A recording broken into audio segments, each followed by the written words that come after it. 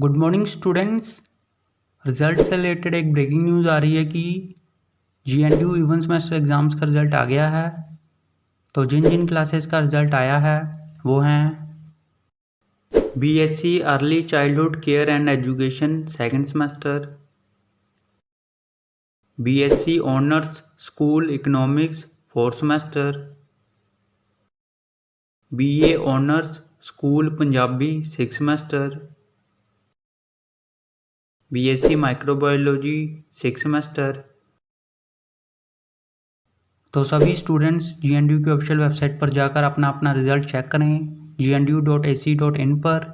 All the best सभी students को। उम्मीद है कि आप सबका रिजल्ट बहुत ही अच्छा आया होगा और सभी स्टूडेंट्स पास होंगे। तो जैसे ही किसी और क्लास का या फिर किसी सेमेस्टर का रिजल्ट आता है तो हम आपको बता देंगे। तब तक इस वीडियो को लाइक कर दो, शेयर कर दो, चैनल सब्सक्राइब कर दो और बेल आइकन ज़रूर प्रेस कर देना। Thank you.